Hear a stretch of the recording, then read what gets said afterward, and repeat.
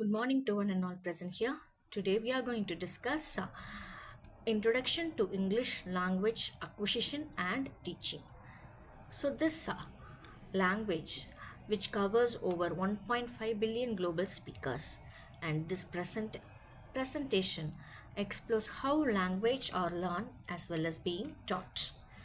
So understanding language acquisition involves it is just a process of gaining a first L1 or L2 language. So acquisition is a process which is largely unconscious and we are exposed through interaction. So acquisition this language one level 1 language significantly declines after puberty. Infants distinguish more phonemes than adults. The key theories of acquisition are behavioristic theory, which was formed by B.F. Skinner in 1957. The language is learnt via imitation, and it is just a reinforcement and a habit formation, which are the key note. And nativism or innativism theory, which was formed by Noam Chomsky 1959. So he talks about the human process as an innate language acquisition device, and universal grammar is pre-programmed. So these theories contrast each other. There is an environmental learning with the biological predisposition.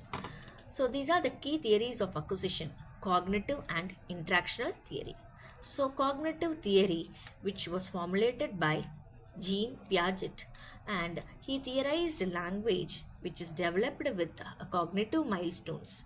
So interactionism is by Lev Vygotsky, emphasized social interaction. The zone of proximal development is crucial. So monitor model, which was formulated by Stephen Krashen, focused on the acquisition versus learning comprehensible input, is very important. So evolution of English language teaching, that is called ELT, is shifted from prescriptive grammar to communicative competence.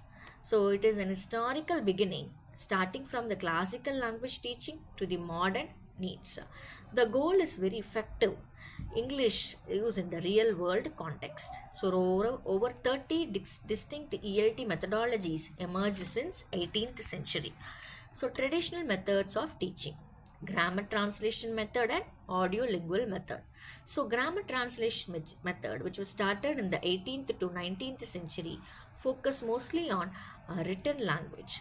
So this explicit grammar rules and vocabulary are listed were common as in Latin instruction. So whereas audio lingual method, which was started in 1950s to 1960s, which influenced by behaviorism, memorization, and also drills, and pattern practice were also in use. So these methods often lacked spontaneity and real world applicability. So communicative teaching approaches, that is a communicative language teaching, task based language teaching, CLT and TBLT. So from 1970s till today, we emphasize more on the interaction and authentic material fluency required for accuracy. Whereas task based learning, that is starting from 1980s till today, learners use this method of teaching, which is learners complete task, role play, and problem solving, and this is used as a target language. So this is used more than 50 countries.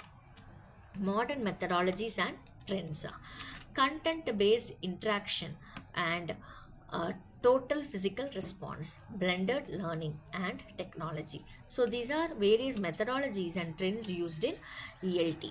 So teaching language through academic subject, for example learning science in English, and total physical response. James Asher, in his theory 1960s, language learning through physical actions and command. So this is physical response. Blended learning, so on blending online media with the traditional classroom method. So 85% of people use this blended learning. And technology, which includes AI tutors, which is VR simulations and gamification learning methods are widely used nowadays. So, challenges and future directions in ELT. So, there are so much of challenges involved in teaching ELT. So, the language acquisition here is complex. Teaching methodologies are continuously evolve. Effective ELT bridges theoretical understanding, which is learner centered approaches. So, this outlook includes integrating technology, cognitive science will enhance learning outcomes. So, thank you.